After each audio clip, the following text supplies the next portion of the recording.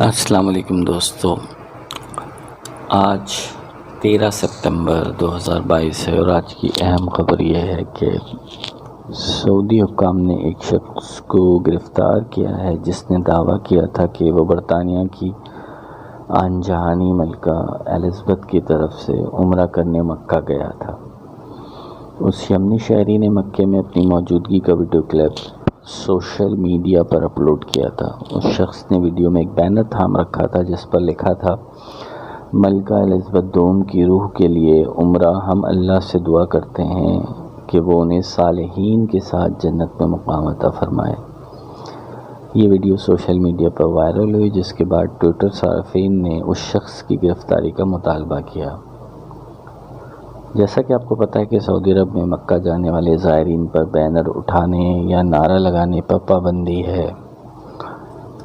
اگرچہ متوفی مسلمانوں کی طرف سے عمرہ کرنا شرعاً جائز ہے، لیکن اس کا اطلاق ملکہ جیسے غیر مسلموں پر نہیں ہوتا جو چرچ آف انگلینڈ کی سپریم گورنر تھیں۔ سرکاری ذرائع ابلاغ کی جانب سے جاری کردہ ایک بیان میں کہا گیا ہے کہ مسجد الحرام میں سیکورٹی فورسز نے یمنی شہریت رکھنے والے ایک شخص کو گرفتار کیا جو مسجد الحرام کے اندر ایک بینر اٹھائے ہوئے ویڈیو کلپ میں نظر آیا۔ اس ویڈیو میں عمرہ کے ضوابط اور ہدایات کی خلاف ورزی کی گئی، چنانچہ اسے گرفتار کر لیا گیا۔ اس کے خلاف قانونی اقدامات کیے گئے ہیں اور اس کی پبلک پروسیکیوشن کی سفارش کی گئی ہے۔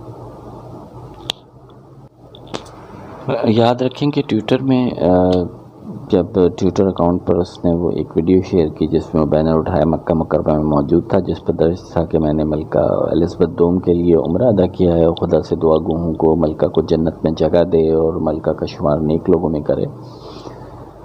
جیسے ہی یہ ویڈیو سوشل میڈیا یعنی ٹویٹر پر وائرل ہوئی تو لوگوں نے سخت تنقید کرتے ہوئے اس شخص کی فوری گرفتاری کا مطالبہ کیا۔